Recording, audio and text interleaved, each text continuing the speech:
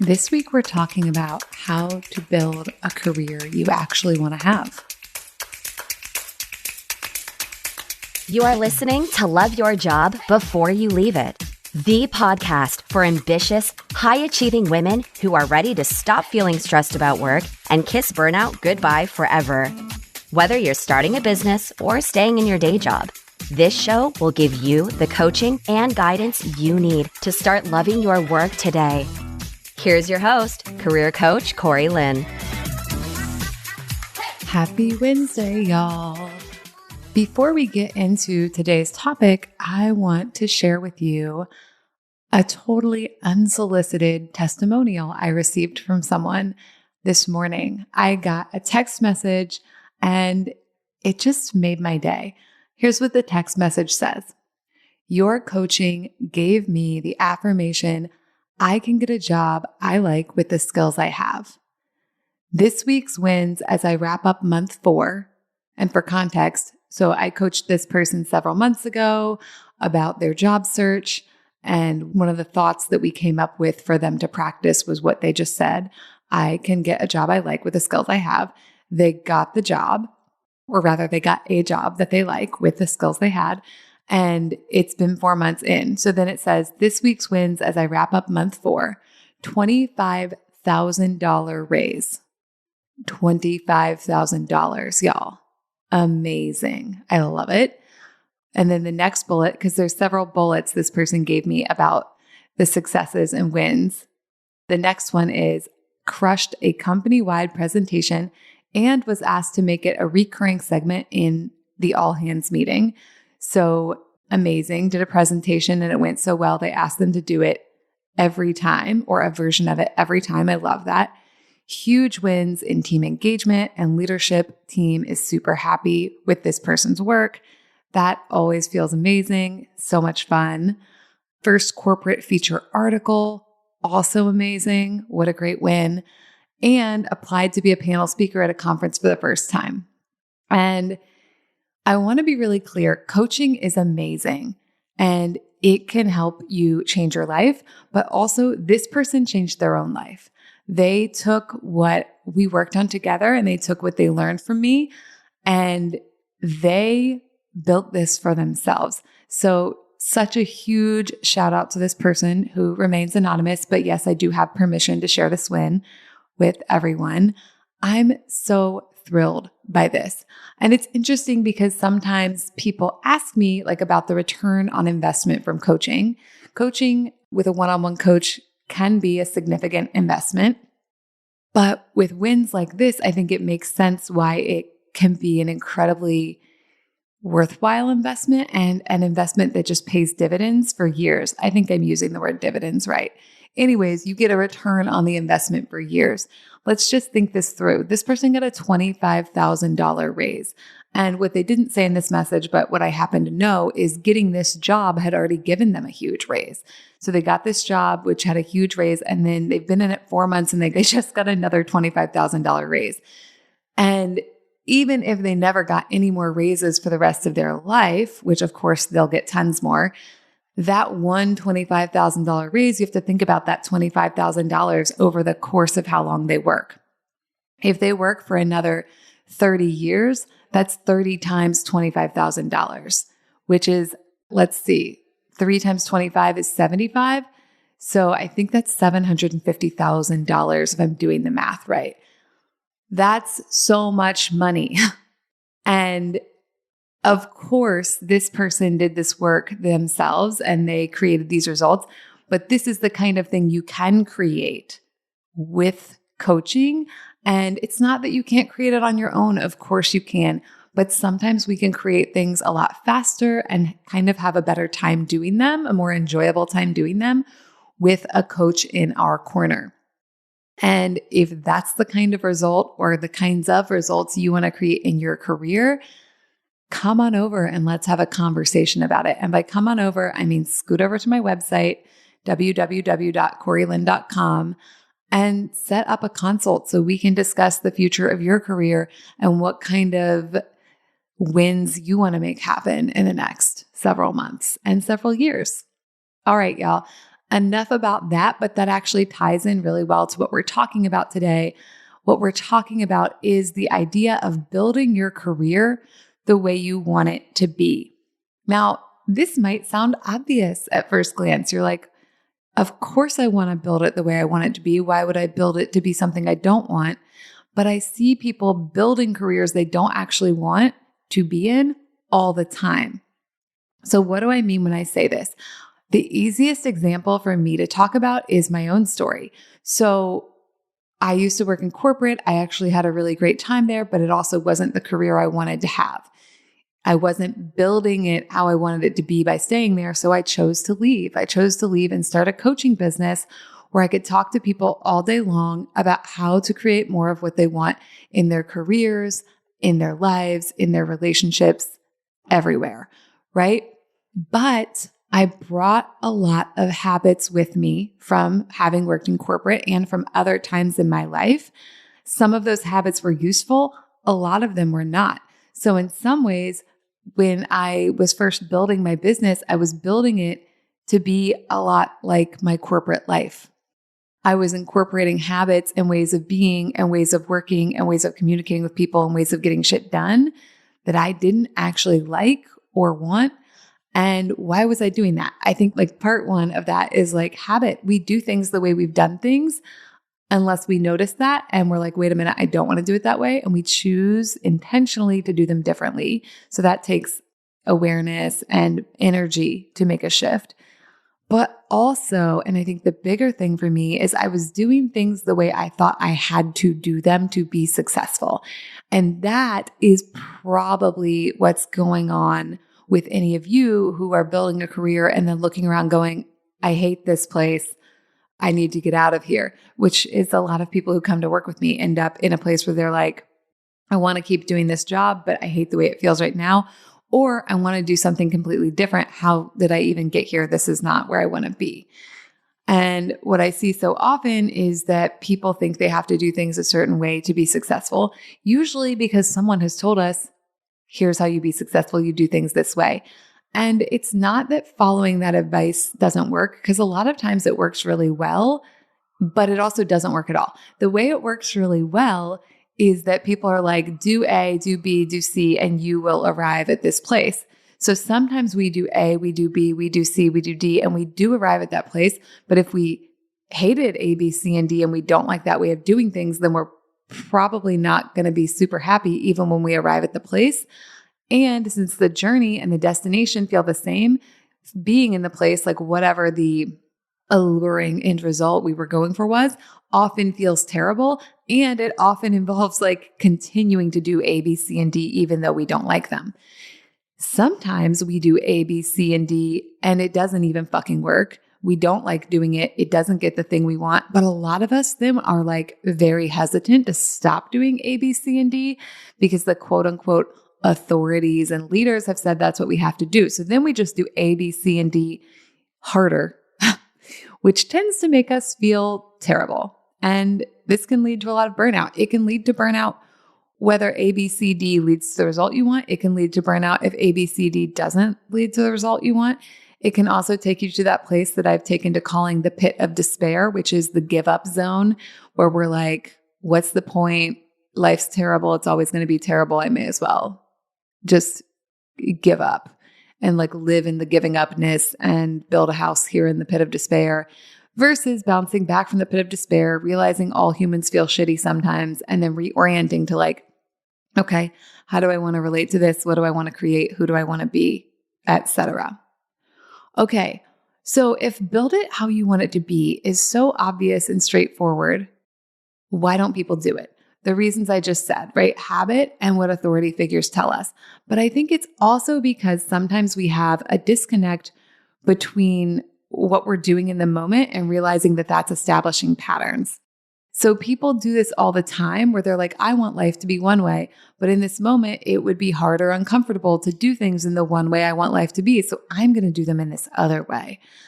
And a key example is like wanting to have a really good relationship, let's say like with your supervisor at work, but it could be anyone in your life.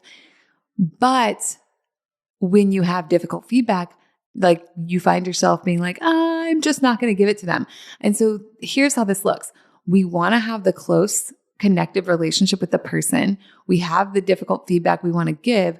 We mistakenly believe that the difficult feedback is going to make our relationship with that person less close and connected. So we don't give them the feedback. But then we have a less close and connected relationship with them because they are now someone we're not willing to give feedback to, which means they can't know us as deeply.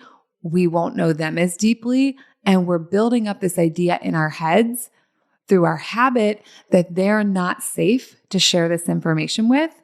And that builds distance between us. It also goes directly in opposition to what we said we've wanted. We want a close connective relationship with the person, but we are building the opposite. And then people do this over and over. And listen, I do it sometimes too, because that's just part of how we're all doing shit sometimes. And even when I have all the knowledge I have, I'm still a human being, as I talk about all the time. So I get into these habit patterns as well, right? So we, avoid the conflict and we avoid the conflict and we avoid the conflict. And then we're like, I feel so disconnected from this person. I just want a boss I can feel connected with. And so then we go looking around for a different boss, right? Or a different person to connect with, or like a different way of creating connection in our work lives. But the reason we don't have the connection we're craving is not because we can't have it with this person. It's because we didn't build it how we wanted it to be. We built it sort of about what we were avoiding. And this happens all over people's careers and lives. We're like, I want X, but the road to X has some spicy things in it I don't want to get involved with. So I'm not going to take that road. So then we do this thing where we try to get to X through all these weird side roads, but all the side roads are going to have probably some spiciness, which I guess is what I'm using to stand in for discomfort, right? Pretty much everything we want in life that we don't already have is going to involve some discomfort. So when we're not building it the way we want it to be, I think, again, it's habit. It's because of what authorities tell us versus discovering our own agency and finding our own way of doing things. And by finding, I often mean designing, because we usually have to fuck around and find out what our way of doing things is. And that in its own right can be uncomfortable. But also, even if we know the wise thing to do, a lot of times we don't do it because it's uncomfortable. So this is a kind of long and circular way of saying a lot of times when we're not building it the way we want it to be, we're avoiding discomfort. That is what it comes down to, because listening to authority figures versus figuring out our own way or building our own way, that is usually, it can feel comfortable to take authority figures' advice versus trying our own shit and then potentially failing. When we're doing stuff habitually, building new habits and stepping back from the habits we've had, that can feel uncomfortable. And then sometimes it's we know what the quote unquote wise thing to do would be. And then we're just but that sounds uncomfortable, so I just won't do it. Like the example of not wanting to give the boss the feedback. So we just don't. And then we build exactly what we don't want, which is the disconnection. Beyond what I've already talked about, there are so many ways this can show up in career. One way it shows up is we do a lot of work we don't actually like to do or want to be known for, because we think that work is some kind of prerequisite to getting some other place. And then we take on more and more of that work, even though we don't want to do it, because we're trying to build this base that is sort of usually imaginary. It's not that we never have to learn certain skills or spend time at certain levels before we can move on. But I see this all the time where people sort of hoard a certain kind of work, even though they don't like that work at all. And some of this may be because of an internal narrative of I have to do this to get to the next level.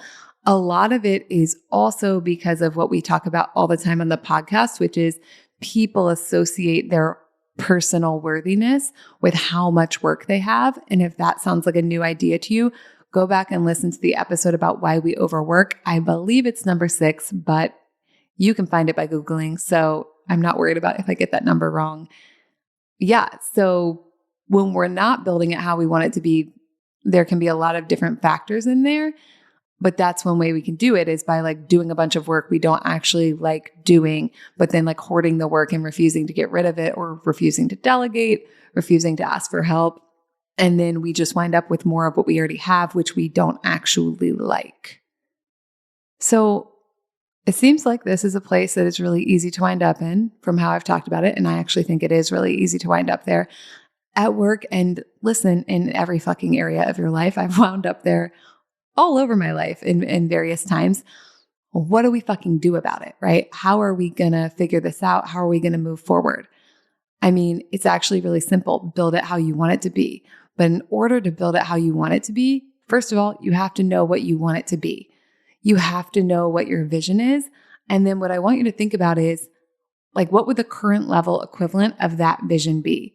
So to go back to the example of like having difficult feedback for a boss that we want to have like a connected, like open relationship with, the example is going to be like thinking, like, what kind of relationship do I want to have with my boss? Okay, I want to have a connected relationship where I can share honestly. What is the in the moment version of that, of building that how I want it to be? Oh, fuck. It's going to be sharing what I actually think.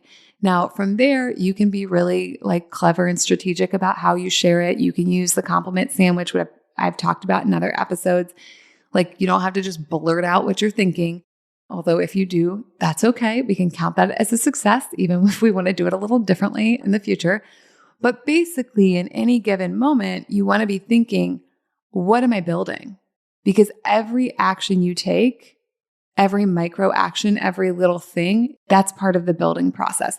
And I don't say that to overwhelm you. I know personally that this can feel like a very overwhelming idea of like, oh no, every single thing I do.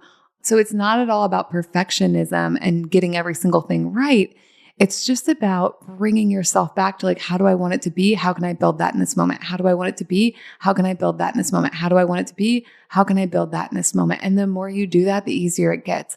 Let's say you want to leave the office or, you know, who's in the office? Some people, but a lot of us are still remote.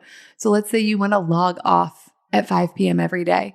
Building it how you want it to be is beginning to do that or to slowly move toward doing that. You can like inch your way there in tiny increments. If you're working until 6:30 every day, it doesn't have to be about logging off at 5 p.m. tomorrow. It could be logging off at 6:15. And then the day after that, it could be logging off at 6. We can use these incremental shifts where we're building it how we want it to be bit by bit. And that is how we do change in a sustainable way. And that's how we go from having a career that feels fucking terrible and like a terrible fit for us to having the career we actually want. Now, what you may notice in this podcast is that I'm not being prescriptive at all about what your career is going to look like, because honestly, I don't know the answer to that. I believe so deeply that humans, while we have a lot of similarities, are also very unique and different. And the career that feels like home to you is not going to be the career that feels like home to me or the career that feels like home to someone else. So in order for you to build it how you want it to be, you got to figure out what that is. And listen, you might not know right away. That's okay. You can test and learn. You can think like, I'd like it to be like this, and then try building it towards that and see if you like that, see how it feels. No matter what you do, I just want you to realize that you have so much agency in your career and that these micro decisions, these like little seemingly insignificant moments every day, they're not insignificant. They can take you closer to the career you're dreaming of, to the career that feels like home to you, to the career that is your career, right? The one built for you by you. And it might involve a lot of little changes. It may involve some big changes, like maybe the career that you want to build isn't even in the industry you're in. That's okay. We can bit by bit build towards what you want to be doing. It doesn't have to be immediate. It doesn't have to be perfect. But when you believe that every like little piece can help you build towards what you want, that can be super fun, and it can help you make changes in an effective, sustainable way.